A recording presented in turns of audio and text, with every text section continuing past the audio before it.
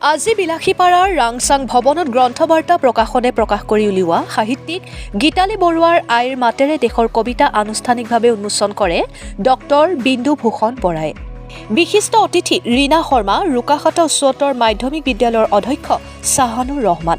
অনুষ্ঠানটোত বিলাসীপাৰা অঞ্চলৰ পুৰুষ, মহিলা, জ্যেষ্ঠ নাগৰিক, সাংবাদিক, শিল্পী আদি সম্বৰ্ধনা জনোৱা হয়। আটাইৰে উপস্থিতিত সাহিত্যিক গীতালী বৰুৱাই অনুবাদ কৰা আইৰ মাতেৰে দেশৰ কবিতা গ্ৰন্থখনি উন্মোচন কৰি অনুবাদৰ সন্দৰ্ভত কয়, অনুবাদ কি? আচলতে এটা ভাষাৰ পৰা আন এটা ভাষালৈ ৰূপান্তৰিত কৰা হয়। অনুবাদ প্ৰায় 2000 বছৰৰ আগৰে পৰা চলি আহিছে বুলি অতি গুৰুত্বপূৰ্ণ বিষয় ব্যক্ত কৰে। বিশিষ্ট অতিথি জনতা কলেজৰ অধ্যক্ষ লীনা শৰ্মাই সাহিত্যিক গীতালী বৰুৱাৰ গ্ৰন্থখনৰ বিষয়ে আলোচনা কৰে। অনুবাদক সাহিত্যিক গীতালী বৰুৱাই নিজৰ বক্তব্যত কয় যে হাৰ্পাৰ্ছ কুলিংছে প্ৰকাশ কৰা গুলজাৰৰ দ্বাৰা নিৰ্বাচিত আৰু সম্পাদিত কেইবাটাও ভাৰতীয় ভাষাৰ কবিতাৰ সংকলন পয়গম্বৰ এই দেশখনৰ পৰা বুটলি আনি 127 পৃষ্ঠাৰ 97টা অনুবাদ কবিতা আছে বুলি কৈ গ্ৰন্থবাৰ্তা পাব্লিকেশ্যন গোষ্ঠীলৈ ধন্যবাদ জনায়। অনুষ্ঠানটো চৰকাৰী পেঞ্চনাৰপ্ৰাপ্ত কণ্ঠশিল্পী ভোলানাথ ৰায়, শিল্পী চিত্ৰলোক চক্ৰৱৰ্তী, মল্লিকা চক্ৰৱৰ্তীয়ে গীত পৰিৱেশন কৰে। চৰকাৰী পেঞ্চনাৰ সাংবাদিক মুছলিমউদ্দিন আহমেদে আইৰ মাতেৰে দেশৰ কবিতা শীৰ্ষক এটি কবিতা পাঠ কৰে।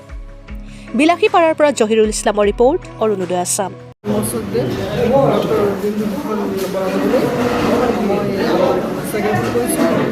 আৰু তেখেতৰ বক্তব্য, তেখেতে অনুবাদ সাহিত্য সম্পৰ্কে যিমান ধুনীয়াকৈ পঢ়িয়াই ক'লে আৰু সৃষ্টিশীলতাৰ বিষয়ে যিমানখিনি মোৰ প্ৰতি প্ৰশংসনীয় বাক্য প্ৰয়োগ কৰিলে মই ধন্য আপ্লুত।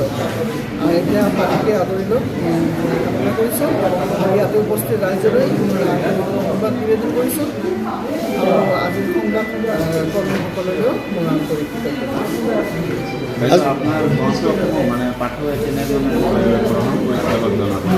ইতিমধ্যে যথেষ্ট গ্ৰহণ কৰিছে। আজি আমাৰ শ্ৰদ্ধাৰ বাইদেউ লীনা শৰ্মা কথাষাৰ ক'লে আৰু হাইলা সম্পৰ্কে তেওঁ কি ভাবিছে। হাইলা সম্পৰ্কে যথেষ্ট কথা লিখা মেলা হৈছে পেপাৰ কাগজ চবতেই।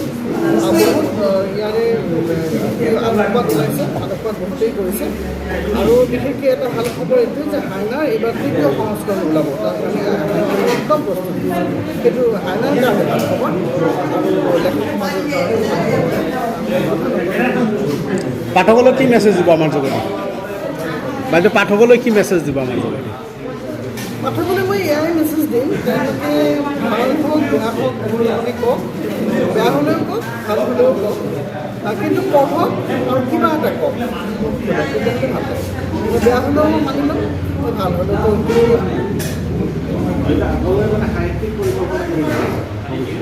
সাহিত্যৰ পৰিকল্পনা ইতিমধ্যে মই চিলাৰায়ৰ ওপৰত এখন উপন্যাস লিখিছোঁ। সেইখন লিখনি সম্পূৰ্ণ হৈছে আৰু বাকী ডিগ্ৰী কাম চলি আছে। সেইখন উপৰঞ্চি মোৰ আজি বহুত দিনৰ পৰাই মোৰ কিতাপৰ বেটুপাতৰ ভিতৰ ফালে লিখা আছে, মানে নাম নহয় এখন গল্প সংকলন, ভ্ৰমণ কাহিনী, সেইখিনি লিখিয়েই গৈছোঁ। ইখনৰ পাছত সিখন আহি উপস্থিত হয়। সেইখিনি মই এতিয়ালৈকে সম্পূৰ্ণকৈ তুলিবই পৰা নাই। আগতকৈ সেই উপন্যাসখনৰ লগতে ওলাব পাৰে পিছৰ বছৰ, যদি মোৰ চব ঠিকে থাকে আৰু পৰিৱেশ পৰিস্থিতি তথা স্বাস্থ্য। আইৰ মাতেৰে দেশৰ কবিতা, যে আমি বিভিন্ন দেশৰ কবিতা আমাৰ নিজৰ মাতৃভাষাত শুনিবলৈ পোৱাৰ সৌভাগ্য বাইদেউৰ যোগেদি। গতিকে বাইদেউৰ এই গ্ৰন্থই আমাক সমাজলৈ সুন্দৰ বাৰ্তা দিব, সমাজলৈ সমাজখন আগুৱাই যোৱাত সহায় কৰিব। বাইদেউৰ গ্ৰন্থৰ উত্তৰোত্তৰ কামনা কৰিছোঁ। অনুদিত গ্ৰন্থখন উন্মোচন কৰা হয়। মই ইতিমধ্যে তেখেতৰ কবিতাখিনি চাইছোঁ। ভাৰতৰ বিভিন্ন ভাষীৰ কবিৰ কবিতা ইয়াত অনুবাদ কৰা হৈছে অসমীয়া ভাষালৈ। অনুবাদ ভাল হৈছে, তেখেতে কবিৰ সৃষ্টিশীলতা প্ৰকাশ পাইছে। মই আশা কৰিছোঁ যে অসমীয়া সাহিত্যৰ পাঠকসকলৰ কাৰণে নতুন এটা ৰুচি তেখেতে দিবলৈ সক্ষম হৈছে আৰু পাঠকসকলৰ স্বাভাৱিকভাৱেই এই গ্ৰন্থখনৰ প্ৰতি আকৰ্ষণ থাকিব বুলি মই বিশ্বাস কৰোঁ।